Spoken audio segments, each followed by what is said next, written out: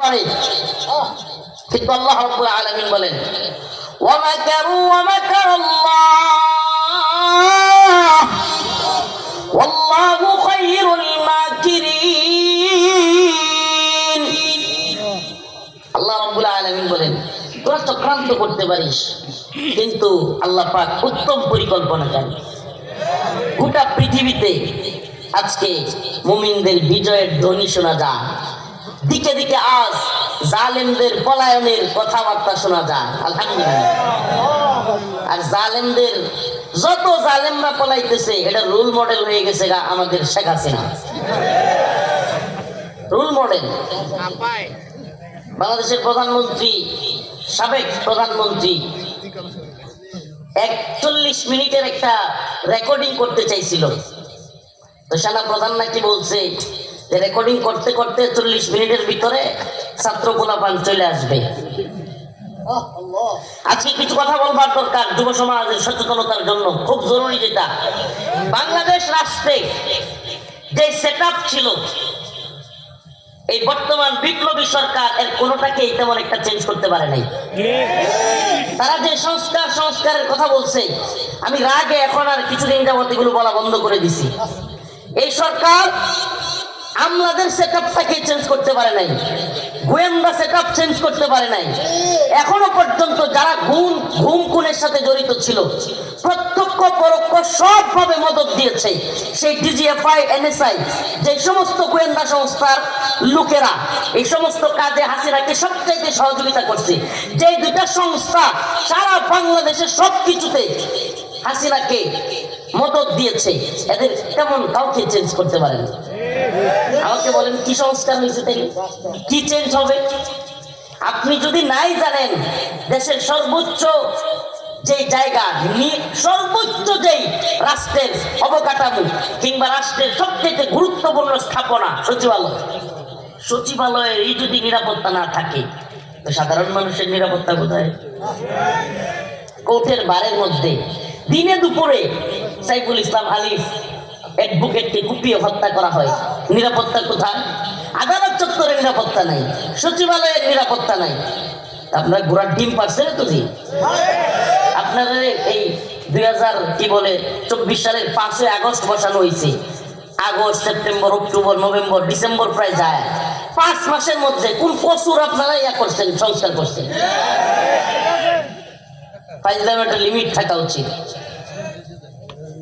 এই সমস্ত আমলা, আর এটা কে না জানে? এটা আল্লাহ মাফ করুক, এগুলো অনেকে বলবেন হুজুর রাজনৈতিক কথা। রাজনৈতিক বিষয় না রে ভাই, আপনি বুঝতেছেন না। আপনার সব পুরে চারকার হয়ে যাবে।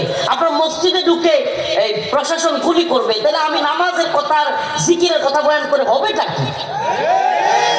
বিগত সরকারের আমলে, হাসিনা সরকারের আমলে মসজিদে ঢুকে, মসজিদের মধ্যে ঢুকে, বাইতুল মুকাররমে ঢুকে বুট পরে, শু পরে মুসল্লিদের উপর গুলি করে না?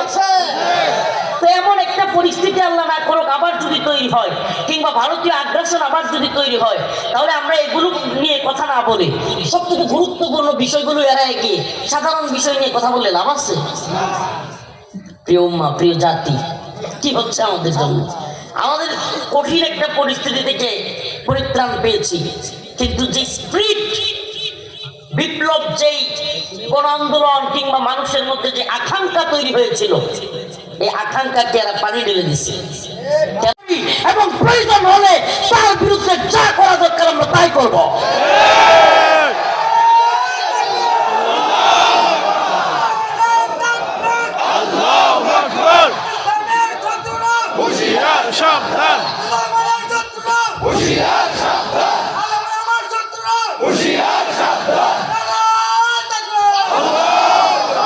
রাসূলের ঘোষণা একেবারে ক্লিয়ার, মান সাব্বা নবিয়ান ফাকতুলু, যে রাসূলের বিরুদ্ধে যাবে, কটূক্তি করবে, ওর কল্লার মধ্যে গার থাকতে পারবে না। অথচ রাসূলের সাতেমকে লালগাড়িটা সংবর্ধনা দেয়া, কারাগারে সবচাইতে বেশি কষ্ট পেয়েছিলাম আর সবচাইতে বেশি খুশি হয়েছিলাম আফগান বিজয়ের দিন। চিৎকার করে করে বলেছিলাম, অনেকে আমাকে পাশ থেকে বলেছিল হুজুর মামলা তো কয়েকটা খাইছেন, এমন আবার জঙ্গি মামলা দিবে।